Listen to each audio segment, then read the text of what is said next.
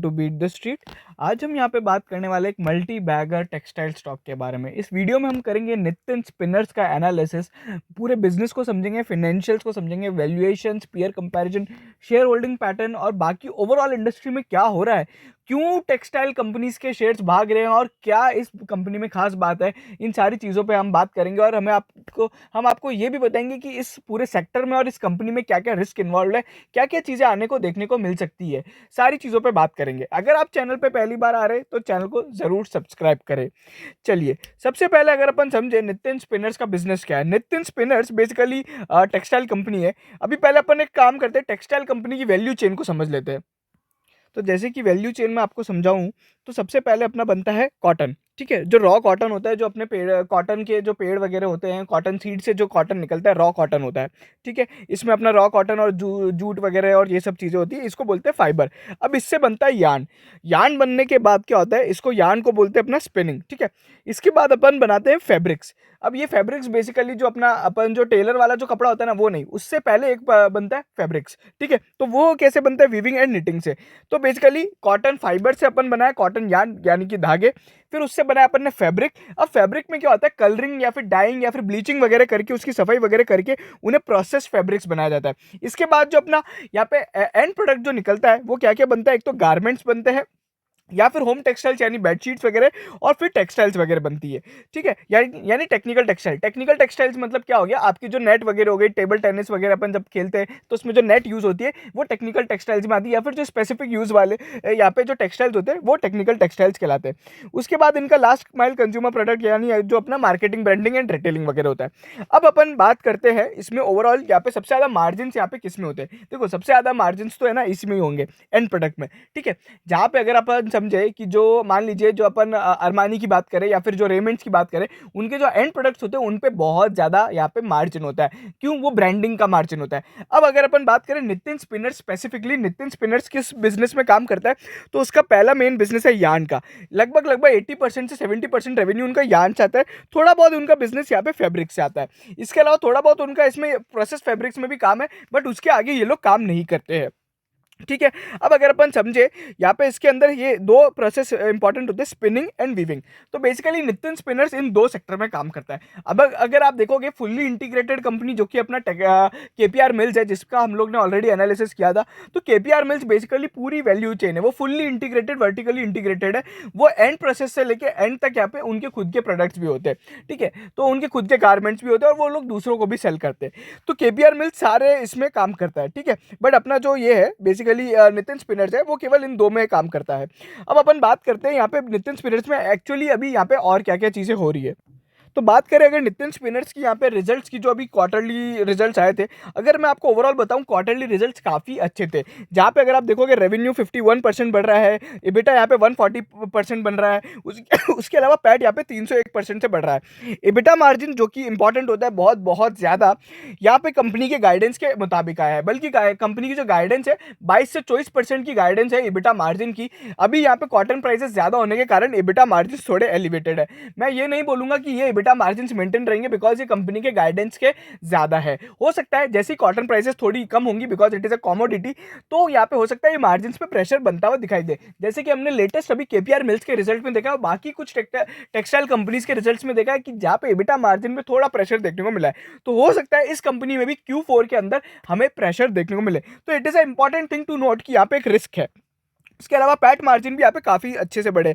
उसके अलावा जो कंपनी कैश ईपीएस वगैरह है वो भी काफ़ी अच्छा रहा है। तो ओवरऑल अगर आप समझेंगे तो रिजल्ट्स काफ़ी डिसेंट है। अब यहाँ पे एक और बात कर लेते हैं जो कंपनी के साथ हो रही है कैपेसिटी एक्सपेंशन की। तो मैं आपको बता दूं इस कंपनी का लगभग लगभग जो मार्केट कैप है ना, वो करीबन 1500 करोड़ के आसपास है। ठीक है, 1500 करोड़ का इनका मार्केट कैप है। और अभी जो यहाँ पे कंपनी एक्सपेंशन प्लान कर रही है वो 950 करोड़ का कर रही है। आप समझे कि मतलब 1500 करोड़ की मार्केट कैप की कंपनी जब 1000 करोड़ का यहाँ पे कैपेक्स कर रही है, तो कितना ज्यादा बूम देखने को मिल सकता है कंपनी के बिजनेस में और ओवरऑल यहाँ पे वेल्थ में। शेयर प्राइस में भी, ठीक है। अब यहाँ पे अपन बात करते हैं कंपनी कहाँ पे यहाँ पे बेसिकली यहाँ पे सबसे ज़्यादा अपना एक्सपेंशन कर रही है, तो बेसिकली स्पिनिंग में सबसे ज़्यादा कर रही है। उसके बाद यहाँ पे जो वुवन फैब्रिक्स जो होते हैं, मतलब वीविंग जो होता है उसमें कर रही है। तो उनका ओवरऑल यहाँ पे बेसिकली यहाँ पे ये प्लान है कि इसमें ये लोग प्रपोज कैपेसिटी जो एक्सपेंशन करने वाले हैं। अब यहाँ पे जो 950 करोड़ है, ये लगभग 3:2 के रेशियो से बेसिकली यहाँ पे फंड किया जाएगा, मतलब 3:2 यानी डेट टू इंटरनल अक्रूवल्स। मतलब कंपनी लगभग लगभग अपना थोड़ा बहुत डेट अभी भी लेगी, 500-600 करोड़ का डेट और उठाएगी। ये कंपनी हाईली लेवरेज है, मतलब इसकी जो बैलेंस शीट में अगर अपन देखेंगे तो डेट काफ़ी ज़्यादा है। अब ये जो पैसा है, जो ये सारी चीज़ें हैं, ये जो कैपेसिटी एक्सपेंशन है, कब से आना स्टार्ट होगा? तो बेसिकली कंपनी के जो लास्ट इंटरव्यू में हमने देखा था, तो FY23 से ये आना स्टार्ट हो जाएगा। FY23 से मतलब बेसिकली कंपनी का जो कैपेक्स है स्ट्रीम आ जाएगा, रेवेन्यू जनरेट करने लग जाएगा, ठीक है। उसके अलावा अगर अपन देखें तो यहाँ पे एक और जो इंपॉर्टेंट चीज़ है, कंपनी का जो रेवेन्यू टारगेट है FY22 के लिए, वो है 2500 करोड़ का।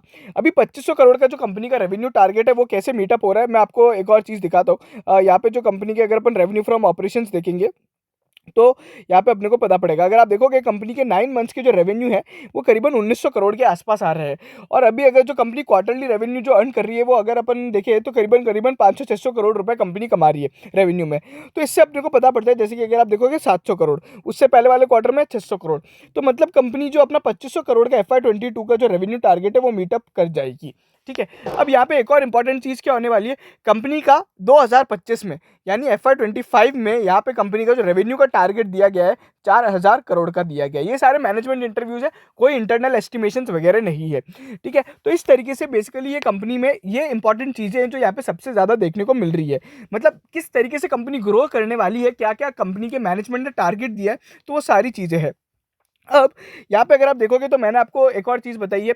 यहाँ पे इंपॉर्टेंट चीज़ क्या है कि इनको बेसिकली बहुत सारी राजस्थान गवर्नमेंट की स्कीम से यहाँ पे इनको सब्सिडी मिलती है। इसमें मोस्ट इंपॉर्टेंट है इंटरेस्ट पे जो सब्सिडी इनको मिलती है, और इसलिए इनका जो कॉस्ट ऑफ फंड्स है, वो करीबन 6-7% के आसपास ओवर अराउंड करता है। तो वो एक इंपॉर्टेंट बात है कि राजस्थान में होने के कारण इनको स्टेट गवर्नमेंट से यहाँ पे सब्सिडी मिल रही है। ये बाकी अदर प्लेयर्स के लिए अवेलेबल नहीं है। यानी अगर अपन देखें जो अदर प्लेयर्स गुजरात या महाराष्ट्र साइड में या फिर साउथ इंडिया में है, अदर अदर प्लेयर्स, उनको ये सब्सिडी के बेनिफिट्स नहीं मिल रहे हैं, ठीक है। इसके अलावा सरकार की अगर अपन स्कीम्स की बात करें तो सरकार ने बहुत सारी स्कीम्स खोली है, जैसे कि टेक्सटाइल पार्क वगैरह बनाने की बात करिए, 10,000 करोड़ की यहाँ पे PLI स्कीम निकाली है, ठीक है। तो वो सारी चीज़ें जो है सरकार यहाँ पे सपोर्ट करती जा रही है। बट एक इंपॉर्टेंट बात, सरकार यहाँ पे जीएसटी रेट बढ़ाने की बात कर रही है। रिसेंटली गवर्नमेंट ने बोला था कि हम यहाँ पे 12 से 18% का यहाँ पे जो जीएसटी रेट एप्लीकेबल कर देंगे टेक्सटाइल सेक्टर पे, जहाँ पे अभी 5% है। तो वो बेसिकली बहुत ज़्यादा इंपैक्ट कर सकता है इनको, ठीक है। अभी हाल ही में जब भी जीएसटी की मीटिंग होगी तो उसमें प्रपोजल आएगा, और आज भी लगभग है ना न्यूज़ में आ रहा था कि टेक्सटाइल पे जीएसटी इंप्लीमेंट करने की बात होगी, बिकॉज वो इंप्लीमेंट तो कर दिया था बट उसकी डेडलाइन अभी वापस से बढ़ा दी गई है, उसको वापस रोल आउट कर लिया, मतलब वापस रोल बैक कर लिया गया है। तो अगर जीएसटी इंप्लीमेंट होता है तो पूरे पूरे टेक्सटाइल सेक्टर को प्रॉब्लम होगी, बिकॉज इनका ओवरऑल कॉस्ट और इनका एक बार फंडिंग यहाँ पे बेसिकली फंड ब्लॉक हो जाएगा जीएसटी डिपार्टमेंट में, ठीक है। तो उस तरीके से बाकी अगर अपन बात करें कंपनी के ओवरऑल जो प्रोडक्टिविटी और एफिशिएंसी यूटिलाइजेशन की, तो यहाँ पे जो कंपनी का यूटिलाइजेशन है, लगभग लगभग जो कंपनी के कैपेसिटी यूटिलाइजेशन रहता है 90-95% के आसपास रह रहा है अभी हाल फिलहाल, ठीक है। तो इससे बेसिकली कंपनी का पता पड़ रहा है कि कंपनी अपने पूरे प्लांट्स को बराबर यूटिलाइज कर रही है। जितना ज़्यादा यूटिलाइजेशन होता है उतना फिक्स्ड कॉस्ट पे यहाँ पे अपने को बेसिकली फ़ायदा होता है। अभी अगर आप देखोगे तो बेसिकली यहाँ पे मैं आपको दिखाऊँ तो ये कुछ फिगर्स है, मेट्रिक टन्स में कंपनी कितना प्रोड्यूस कर रही है और कितना यहाँ पे बेच रही है, ठीक है। तो ये यार्न और निटिंग और वीविंग, तो ये 3 चीज़ों का यहाँ पे बेसिकली डेटा दे रखा है, तो वो आप यहाँ पे देख सकते हैं। उसके बाद यहाँ पे मैंने जैसे कि आपको बताया कि प्रोडक्ट वाइज जो डिस्ट्रीब्यूशन है, सबसे ज़्यादा कंपनी किससे कमा रही है, तो बेसिकली यार्न से कमा रही है, ठीक है। उसके बाद जोग्राफिकल डिस्ट्रीब्यूशन क्या है, कंपनी का लगभग 73% यहाँ पे जो काम है वो एक्सपोर्ट के थ्रू होता है। एक्सपोर्ट की भी एक नई कहानी है, वो मैं आपको एंड में बताऊंगा कि एक्सपोर्ट के कारण यहाँ पे क्या चीज़ें हो रही है। उसके अलावा अगर अपन देखें तो कंपनी ने अपने जो एक्सपोर्ट्स है, उनके अभी जो लास्ट जो एक्सपोर्ट टर्नओवर है Q3 के अंदर 500 करोड़ के आसपास पहुंच चुके हैं, और ईयर टू डेट यहाँ पे जो एक्सपोर्ट टर्नओवर करीबन 1400 करोड़ के आसपास हो जाएंगे। और इसी तरीके से कंपनी के EBITDA मार्जिन भी लगातार बढ़ रहे हैं, बट मैंने आपको बताया कि एलिवेटेड है, हो सकता है इसमें थोड़ा बहुत भी यहाँ पे अपने को बेसिकली यहाँ पे EBITDA मार्जिन बैक एंड पे जाते हुए दिखाई देंगे। बाकी कंपनी का टोटल ये प्रॉफिट एंड लॉस स्टेटमेंट है जो आप यहाँ पे देख सकते हैं, इसमें और कुछ ज़्यादा खास बात नहीं है। फिनेंस कॉस्ट जो है कंपनी की अभी अगर अपन देखिए Q3 FY22 में वो 13.5 करोड़ रुपए रही है, जबकि लास्ट 16 करोड़ के आसपास थी। वहीं पे अगर अपन 9 मंथ्स का डेटा देखें तो भी यहाँ पे पिछली बार से कम होती हुई दिखाई दे रही है, तो ये भी एक अच्छी बात है। बाकी कंपनी का ओवरव्यू, काफ़ी पुरानी कंपनी है, 1992 से स्टार्ट हुई थी। इनकी जर्नी भी काफ़ी अच्छी है, लगातार ये लोग कैपेसिटी एक्सपेंड करते आए हैं। लास्ट इनने FY 21 में भी और इवन 2022 में भी थोड़ा बहुत स्पिंडल्स में कैपेसिटी एडिशन किया था। ठीक है, इस तरीके से इनका ओवरऑल यहाँ पे प्रोडक्शन कैपेसिटी वगैरह भी आप देख सकते हैं। वो सारी चीज़ें इतना ज़्यादा अभी इंपॉर्टेंट नहीं है। ठीक है, उसके अलावा अभी यहाँ पे क्या चीज़ें हैं जो बेसिकली इनके प्रोसेस को डिराइव करती है, तो वो कंपनी ने बताया कि इनका जो बेसिकली वर्सेटाइल प्रोडक्ट मिक्स है, बेटर R&D है, बेटर क्वालिटी है, ठीक है, कॉस्ट एफिशिएंट चीज़ें हैं। जिस ज्योग्राफी में ये लोग काम करते हैं बेसिकली वो बेल्ट ही कॉटन बेल्ट कहलाता है, तो वो भी एक इनके लिए फ़ायदेमंद है। ठीक है, अब अगर अपन समझे कि यार्न का बेसिकली एंड यूज़ क्या होता है, तो वो भी यहाँ पे आप देख सकते हैं कि वो जो अपैरल इंडस्ट्री होती है उसमें यहाँ पे यार्न का यूज़ होता है। Knitted fabrics basically inner wear और कंफर्ट वेयर में काम आने वाला होता है। फिनिश वूवन जो प्रोडक्ट्स होते हैं, जो आप कपड़े पहनते हैं, फैशन प्रोडक्ट्स जो होते हैं, जो अपन बाहर पहनते हैं घर के बाहर, उसमें यूज़ होने वाली चीज़ें होती है। तो इस तरीके से काम आता है। ठीक है, अब यहाँ पे इसके बाद अगर अपन देखें तो इनको बहुत तरह तरह के एक्रेडिशंस मिले हैं, यानी ISO वगैरह से, या फिर इवन इनको USA से भी एक एक्रेडिशन मिला हुआ है। ठीक है, तो वो सारी चीज़ें चलती रहती है। उसके अलावा जो एक इंपॉर्टेंट बात है वो अपने को हमेशा अब ध्यान रखनी रहेगी आने वाले समय में, क्योंकि कंपनी कैपेक्स साइकिल करने वाली है। कैपिटल वर्क इन प्रोग्रेस है, अभी तो लगभग 4 करोड़ का ही है। हमें आने वाले समय में देखना है कि कितना बढ़ रहा है। वहीं पे अगर अपन देखिए पिछले 4 सालों में कंपनी ने अपना लगभग जो ग्रॉस ब्लॉक है, मतलब जो नेट ब्लॉक है, उसको लगभग डबल कर लिया है। ठीक है, उसके अलावा अगर अपन देखिए इनके पास जो कैश एंड कैश इक्विवेलेंट्स है, लास्ट टाइम जो था लगभग 16 करोड़ का एक हेल्दी कैश मार्जिन इनके पास पड़ा है। इनका बैंक बैलेंस भी काफ़ी ज़्यादा है। ठीक है, उस तरीके से मतलब ये कंपनी ठीक-ठाक है। बट अगर अपन देखें डेट की बात करें तो डेट भी यहाँ पे कम नहीं है। डेट यहाँ पे लगभग 250 करोड़ की है। वहीं पे कंपनी का जो इक्विटी है वो 700 करोड़ के आसपास बैठता है। तो आप यहाँ पे समझ सकते हैं कि बेसिकली जो डेट टू इक्विटी रेशियो है लगभग बराबर खाता है, 1:1 का डेट टू इक्विटी है। वहीं पे अगर अपन देखें तो बीच में इनका जो मार्च 21 में जो इनका डेट था वो करीबन 400 करोड़ था। अभी इनने 250 करोड़ किया है। वापस से डेट बढ़ेगा बिकॉज़ कंपनी कैपेक्स करेगी। ठीक है, तो इस तरीके से कंपनी की चीज़ें चल रही है। कैश फ्लो फ्रॉम ऑपरेशंस अगर अपन देखें तो लास्ट टाइम जब हमने एनुअल रिपोर्ट में देखा तो लगभग अच्छे खासे थे। कंपनी अपने प्रॉफिट को कैश में कन्वर्ट कर पा रही है। हमने लास्ट जो देखा था, जनरली वो रेशो होना चाहिए 80 टू 120% ऑफ योर जो अपना प्रॉफिट है वो आपका कैश में जनरेट होना ही चाहिए, इतना परसेंट इसका रेशो बैठना चाहिए। तो वो लगभग बैठ रहा था। तो ये सारी चीज़ें थी। अब यहाँ पे एग्जैक्टली एक दो चीज़ें जो मैं आपको हाईलाइट करना चाह रहा हूँ वो क्या है, देखो क्यों टेक्सटाइल कंपनीज भाग रही हैं, तो एक इसका सिंपल सा रीज़न है। चाइना के अंदर एक जगह है जिंगजैंग करके, ठीक है, वहाँ पे बेसिकली क्या हुआ था, वहाँ पे बेसिकली लेबर इश्यूज के कारण यूएस ने उन पे एक्सपोर्ट करने का या फिर इंपोर्ट करने का, मतलब यूएस में वो माल नहीं बेच सकती। ठीक है, देखो चाइना, बांग्लादेश, वियतनाम और इंडिया, ये 4 बड़ी कंपनीज है, जो 4 बड़े देश हैं जो यहाँ पे वर्ल्ड में एक्सपोर्ट करते हैं। ठीक है, अब इनमें से क्या हुआ, जो चाइना था ना वो बहुत बड़ा एक्सपोर्ट प्लेयर था यूएस के अंदर। ठीक है, अब उसको तो बैन कर दिया गया, और चाइना के अंदर जिंगजैंग जो एक ऐसी जगह है, वो ऐसी रीजन है जहां से 70% यहाँ पे चाइना का टेक्सटाइल बनता है। इसको बैन करने से क्या फायदा हुआ कि यूएस के अंदर अगर अब यहाँ पे अपन 1% मार्केट शेयर भी कैप्चर कर ले तो यहाँ पे करीबन करीबन $7 बिलियन की अपॉर्चुनिटी क्रिएट होती है। ठीक है, तो बेसिकली यूएस के अंदर अब अपन यहाँ पे अपना सबसे ज्यादा एक्सपोर्ट हो रहा है। उसके अलावा एक और जो कंट्री है वो है पाकिस्तान। पाकिस्तान से भी काफी ज्यादा टेक्सटाइल एक्सपोर्ट होता है। अब यहाँ पे इंपॉर्टेंट चीज क्या है जो अपने को देखनी है आने वाले समय में, एक तो चाइना का ये जो एक्सपोर्ट का बैन है वो बना रहे। दूसरी चीज, इंडिया की जो गवर्नमेंट है वो बेसिकली यूके और यू यानी यूरोपियन यूनियन से यहाँ पे बातचीत कर रही है कि जो एक FTA फ्री ट्रेड एग्रीमेंट यहाँ पे साइन कर ले फॉर टेक्सटाइल्स। इससे क्या फायदा होगा कि अभी जो बांग्लादेश और वियतनाम है उनका जो सारा प्रोडक्ट है वो बेसिकली EU और वियतनाम का जो प्रोडक्ट है वो EU और यूके के अंदर बिकता है। ठीक है, तो वो अगर अपने को एग्रीमेंट वहां पे भी अपने को प्रेफरेंस मिलने लग गई ना, जैसे यूएस से मिल रही है, तो अपने को बहुत बहुत ज्यादा फायदा होगा। ये कुछ चीजें। दूसरा, यहाँ पे एक और खबरें आ रही थी कि पाकिस्तान पे भी इस तरह के बैन वगैरह लगाए जाएंगे, या फिर पाकिस्तान पे भी थोड़े लेबर इश्यूज के कारण यहाँ पे बैन लगाए गए हैं। तो वो भी चीजें अपने को बिल्कुल कैप्चर करनी है। तो बेसिकली मैं आपको क्या बताना चाह रहा हूँ कि क्या क्या रिस्क है, क्या क्या यहाँ पे अपॉर्चुनिटीज है, क्या क्या चीजें हैं। अभी जो टेक्सटाइल की जो PLI स्कीम आई है वो भी अभी पूरी प्रॉपर क्लियर नहीं है, उसमें भी आने वाली चीजें बहुत सारी हैं। किन किन को टेक्सटाइल PLI के लिए अप्रूवल मिलता है और क्या क्या कंपनीज करती हैं वो भी अपने को ट्रैक करना है। तो ये लगभग सारी चीजें थी जो हमें नितिन स्पिनर्स में और ओवरऑल टेक्सटाइल इंडस्ट्री में देखनी थी। ठीक है, इसके बड़े अगर अपन और भी चीज़ें देख सकते हैं यहाँ पे इंडस्ट्री का एनालिसिस वगैरह भी, तो वो BNK की एक रिपोर्ट है टेक्सटाइल पे, जो हम लोग ने हमारे टेलीग्राम चैनल पे शेयर करी है, और हमने हमारे लास्ट 2-3 वीडियोस में भी उसके बारे में बात करी थी। तो अगर मैं आपको उसका ग्लैंस दे देता हूँ, तो बेसिकली 122 पेज की जो रिपोर्ट है इसमें सारी लगभग कंपनीज कवर करिए, सारी इंडस्ट्री कवर करिए, कौन कितना कमा रहा है, किसके पास कितनी कैपेसिटी है, किसका कितना एक्सपोर्ट होता है, कहाँ से एक्सपोर्ट होता है, कितना होता है, कौन कौन सी कंट्रीज है। इवन मैं यहाँ पे एक और चीज़ मैं आपको बताना चाहूँगा, यार्न के अंदर तो इंडिया लीडर है, क्योंकि इंडिया में सबसे सस्ता कॉटन मिलता है। Because of labour cost India में सबसे ज़्यादा सस्ता कॉटन मिलता है, उसके कारण सबसे ज़्यादा यार्न सस्ता है। यार्न इतना ज़्यादा सस्ता है कि अपन इवन चाइना और बांग्लादेश और अदर कंट्रीज या फिर वियतनाम को भी एक्सपोर्ट करते हैं। यार्न के अंदर इंडिया सबसे बड़ा लीडर है और यार्न के अंदर ये कंपनी काम करती है। ठीक है, तो वो सारी चीज़ें जो आप यहाँ पे है ना इस रिपोर्ट में देख सकते हो, 122 पेजेस की रिपोर्ट है। It is really really good report to understand the textile sector.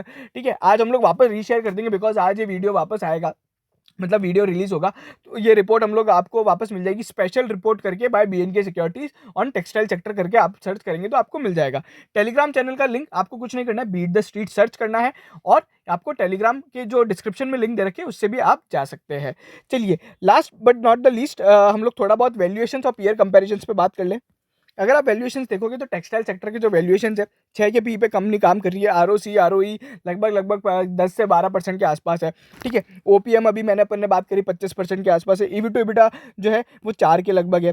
ठीक है, उसके बाद अगर आप देखोगे तो जो अपना डिविडेंड यील्ड वगैरह भी है, ये कंपनी ना डिविडेंड वगैरह भी देती रहती है, तो डिविडेंड यील्ड भी एक अच्छा खासा है। बस यहाँ पे एक और जो चीज़ है, अपना जो प्राइस टू बुक रेशो है वो भी यहाँ पे लगभग 2.55 के आसपास चल रहा है। ठीक है, अगर आप देखेंगे बाकी सभी कंपनीज को कंपेयर करते हैं तो यहाँ पे जो वैल्यूएशंस है, तो पी के मामले में इसका वैल्यूएशन लगभग ठीक ठाक है। ठीक है, नितिन स्पिनर्स को आप इंडो काउंट से या वर्धमान टेक्सटाइल से भी कंपेयर कर सकते हैं। वर्धमान टेक्सटाइल की स्पिनिंग कैपेसिटी इंडिया में सबसे ज़्यादा है। आरओसी के मामले में भी ये बेहतरीन है। ठीक है, आरओई आरओसी के मामले में भी। उसके अलावा प्राइस टू बुक रेशो में अगर आप देखोगे तो नितिन स्पिनर्स थोड़ा महंगा है as compare to other industries. PG ratio अगर आप देखोगे 0.97 है। पीजी रेशो अगर हमेशा 1 से कम होता है तो हमेशा बेहतर होता है। इसका मतलब ये है कि जितनी तेज़ी से अर्निंग ग्रो कर रही है उतनी से तेज़ी से प्राइस ग्रो नहीं कर रही है। डेट टू इक्विटी तो ठीक है, यहाँ पे बेसिकली जो इनका डेट टू इक्विटी है 0.68 के आसपास, 1.04 है, तो वो भी आप यहाँ पे देख सकते हैं। अभी यहाँ पे बात करें शेयर होल्डिंग पैटर्न की, तो शेयर होल्डिंग पैटर्न में लगभग अगर अपन देखें तो यहाँ पे प्रमोटर ने थोड़ा बहुत अपना स्टेक रेस किया है। अगर आप देखिए दिसंबर क्वार्टर में भी यहाँ पे रेस किया है। इससे पहले उन लोग ने मार्च 21 में यहाँ पे अपना थोड़ा बहुत स्टेक बढ़ाया था। एफआईआई और डीआईआई की बात करें तो दोनों ने ही अपना थोड़ा बहुत स्टेक बढ़ाया है। बट हमेशा मैं एक चीज़ बोलता हूँ, कभी भी किसी बड़े इन्वेस्टर को फॉलो नहीं करना चाहिए। डू योर ओन एनालिसिस, उसके बाद ही कोई ट्रेड लेना चाहिए। चलिए, last but not the least अपन यहाँ पे बात करेंगे टारगेट प्राइस और एंट्री लेवल्स की। तो अभी जो लगभग भाव चल रहा है 315 रुपये चल रहा है। मेजर रिस्क क्या है? जीएसटी है जो अभी इंप्लीमेंट होने जा रहा है, और अगर ये मार्जिन जो मेंटेन नहीं होंगे तो शेयर प्राइस में वापस एक नीचे गिरावट देखने को मिल सकती है। क्या करना चाहिए? स्टैगर्ड बाइंग करें, हमेशा जो मैं बोलता आता हूँ, थोड़ा थोड़ा ऐड करते जाए। 315 से भी अगर आप ऐड करते हो तो बहुत बढ़िया बात है। एक अच्छा लेवल क्या है? 280 से 390, जो 300 रुपये का एक लेवल है, वहाँ से आप ऐड कर सकते हैं।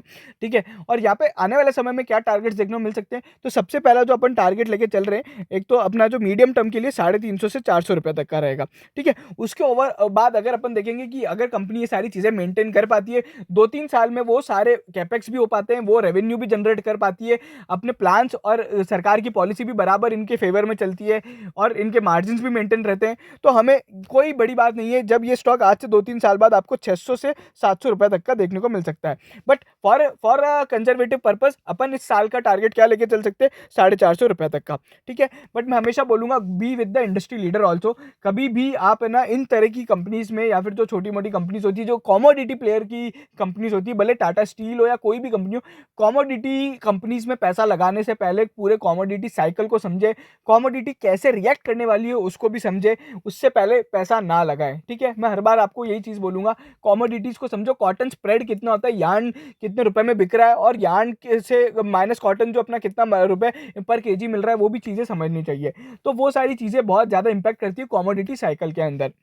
ये वीडियो यहीं खत्म होता है। अगर आपको पसंद आया तो प्लीज़ प्लीज़ प्लीज़ चैनल को जरूर सब्सक्राइब करें, लाइक करें और शेयर करें सभी लोगों के साथ ये वीडियो, ताकि वो समझ सकें और अपने वेल्थ क्रिएशन में उनके लिए ये काम में आए। Thank you so much.